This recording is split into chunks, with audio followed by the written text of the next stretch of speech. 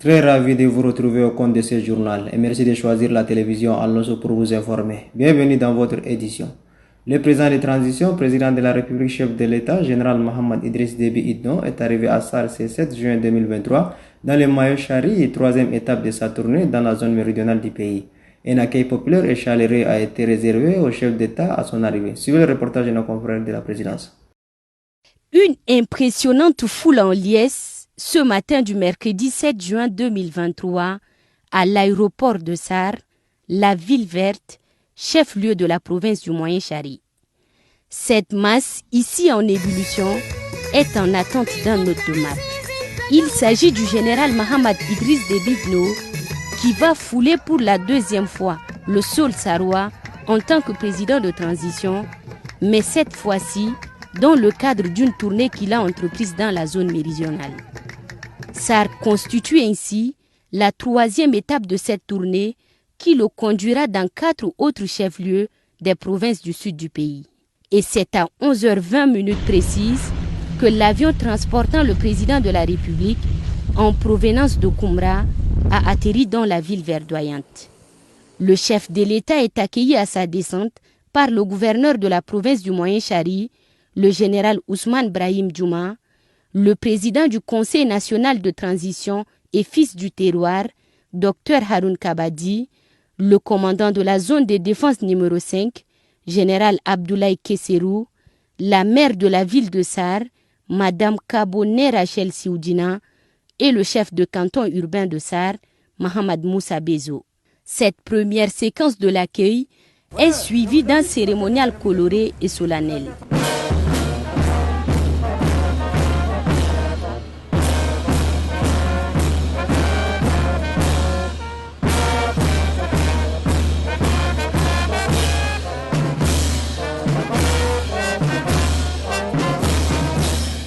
Le chef de l'État salue les couleurs nationales avant de passer en revue les troupes qui lui rendaient les honneurs.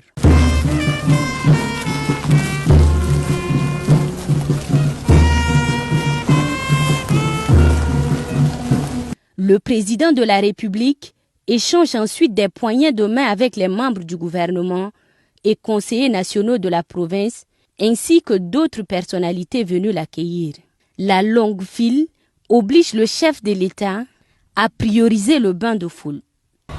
Du haut de son véhicule, le président de la République salue les militants des partis politiques, les membres des associations des femmes et des jeunes mobilisés à l'aéroport pour lui réserver un accueil des plus chaleureux.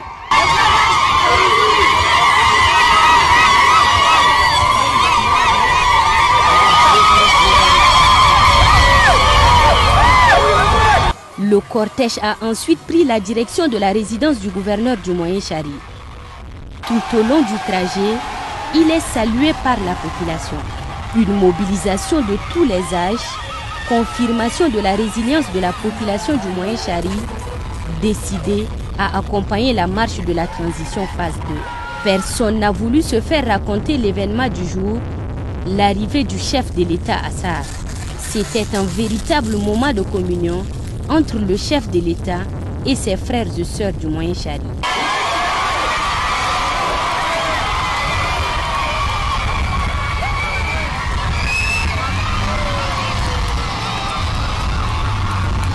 Malgré la pluie diluvienne qui s'est abattue sur la ville de SAR, la population était présente pour souhaiter la bienvenue à son président, dont la deuxième visite à SAR a une portée hautement sécuritaire, sociale et économique, avec à la clé une rencontre qui se profile, obéissant à une constance, la volonté inébranlable du président de transition d'arrimer la province du Moyen-Chari au modernisme, et ce, en adéquation avec les désirs de la population. Toujours dans le même cadre, arrivé ce 6 juin 2023 à Koumra, le chef de l'État, général Mohamed Idriss Déby Itno, a échangé avec les forces vives de la province du Mandoul. Les échanges qui ont porté sur les préoccupations d'ordre sécuritaire et socio-économique, mais aussi les ambitions que nourrit le chef de l'État pour le Mandoul. Suivez le reportage de nos confrères de la présidence. Après avoir été chaleureusement accueilli par les habitants du Mandoul, le chef de l'État, général Mahamat Idriss Déby Itno, se met à l'écoute des forces vives de la province pour des échanges fraternels et patriotiques. Cette rencontre est une occasion précieuse pour comprendre les préoccupations du Mandoul, à la fois d'ordre sécuritaire et socio-économique, et formuler des solutions concrètes pour répondre aux besoins de la population. Pour le gouverneur du Mandoul, Dr Adm Forte Amadou, à qui les forces vives ont confié leurs préoccupations pour le chef de l'État, le Mandoul, à bien des égards, est le Tchad en miniature. C'est le havre de vivre ensemble qu'un malheureux incident survenu le 25 mai dernier à Baradeux a failli effriter, n'eût été la prompte intervention des forces de défense et de sécurité pour arrêter les présumés coupables. Le gouverneur égrène ensuite un long chapelet de doléances qui se résume en un plaidoyer pour la dotation du Mandoul en infrastructures socio-économiques de base et en renforcement de sécurité pour lui permettre de développer tout son potentiel. Le chef de l'État, général Mahamat Idriss Déby Itno, qui a attentivement suivi l'exposé du gouverneur, a tout d'abord exprimé sa gratitude envers les habitants du Mandoul pour l'accueil chaleureux qui témoigne de l'attachement du peuple tchadien à l'unité et à la solidarité nationale. Très touché par le malheureux conflit meurtrier de Baradeux, dont le gouverneur a fait écho, le chef de l'État a demandé à l'assistance d'observer une minute de silence en mémoire des victimes. Il a dit, et je cite, « La tragédie qui est passée il y a quelques jours dans cette belle province est un drame de trop. C'est pourquoi la justice est interpellée à agir promptement pour que toute la lumière soit faite sur cette affaire. Tout en me réjouissant de l'arrestation de ces marchands de la mort, j'instruis le gouvernement à ce que la loi soit appliquée dans toute sa rigueur. Nul criminel ne doit échapper à la justice pour quelque motif que ce soit. » Fin de citation. En ce qui concerne les préoccupations sécuritaires, le chef de l'État, chef suprême des armées, a réaffirmé son engagement indéfectible à assurer la sécurité de tous les citoyens. Il a salué le courage des forces de défense et de sécurité, tout en promettant de renforcer les mesures de sécurité dans la province du Mandoul en augmentant les effectifs et en améliorant les équipements des forces de l'ordre. S'agissant des préoccupations socio-économiques de la province, le président de la République a souligné l'importance du développement inclusif et durable pour améliorer les conditions de vie de la population du Mandoul. Il a mis en avant la nécessité d'investir dans les secteurs clés tels que l'agriculture, l'éducation, la santé et les infrastructures. Aussi a-t-il annoncé la relance de tous les chantiers à l'arrêt, notamment le chantier de construction de l'hôpital provincial de Koumra, de l'hôpital de district de Bekourou, de 20 écoles primaires dans les diverses localités de la province et du stade omnisport de Koumra. À cela s'ajoutent d'autres projets en cours d'approbation, soit pour désenclaver la province, soit pour augmenter sa capacité de production. La jeunesse et la femme sont particulièrement au centre de ces différents projets annoncés par le chef de l'État.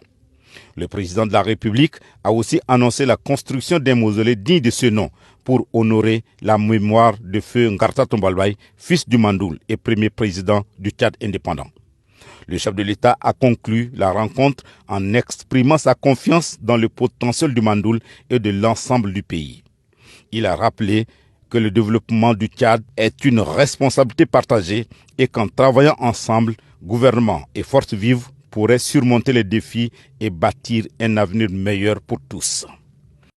Face aux forces vives de la province du Mandoul, le président de transition, président de la République, chef de l'État, général Mahamat Idriss Déby Itno, a retracé ses ambitions pour la province du Mandoul. Suivez. Le Mandoul a beaucoup de potentialités et il n'est aucunement le fait d'hasard qu'un nombre important de projets de développement sont implantés ici.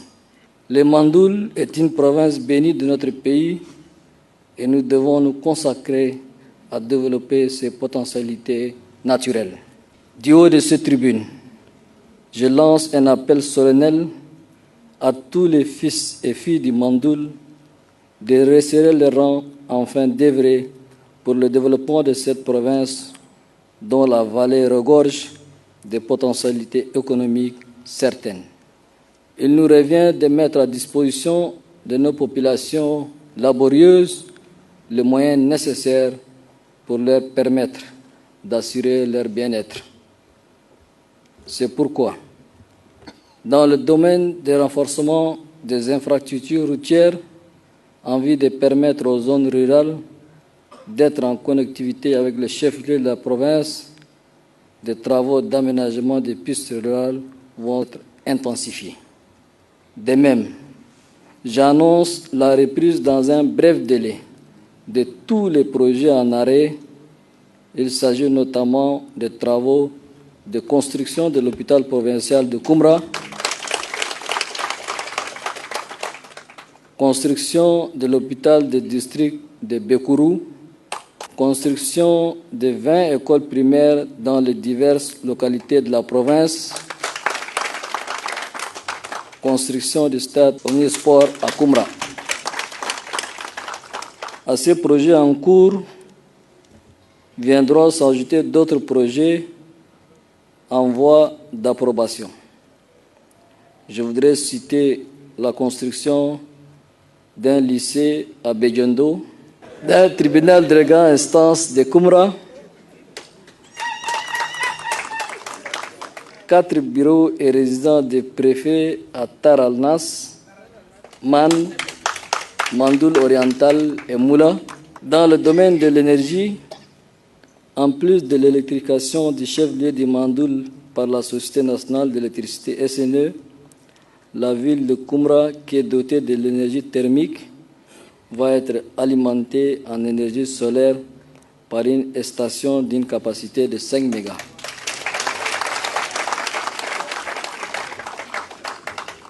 Dans le souci d'accroître l'accès à l'eau potable pour tous et améliorer les conditions de vie des populations du Mandoul, le ministère de l'eau est instruit de réaliser 350 nouveaux forages équipés de pompes à motricité humaine.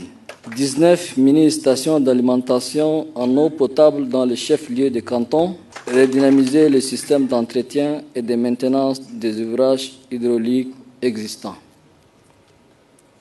Tous ces projets seront renforcés par un mécanisme efficace de suivi et de contrôle qui a l'obligation de rendre compte au gouvernement. Et puis, le porte-parole de l'armée, Azem Bermandoua, a fait ce 6 juin 2023 communiqué de bilan définitif relatif au combat du 31 mai 2023 qui ont opposé les forces de défense et de sécurité aux rebelles. Suivez un extrait de son propos. Communiqué de l'état-major général des armées numéro 006-2023.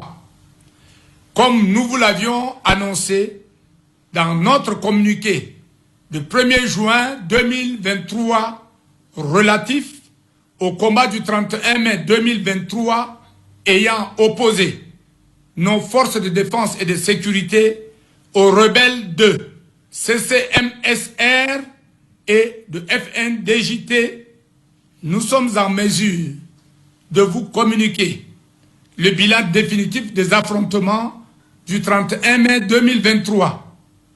Après les ratissages, le bilan définitif s'établit comme suit. Côté ennemi, matériel récupéré, 6 véhicules de marque Toyota, dont 5 véhicules Toyota équipés de 12,7 mm et 1 véhicule Toyota blindé équipé de 12,7 mm. Côté ami, 8 soldats blessés, fait à N'Djamena le 6 juin 2023. Et sur ce, c'est referme cette édition. Merci de l'avoir suivi. À demain, Inch'Allah.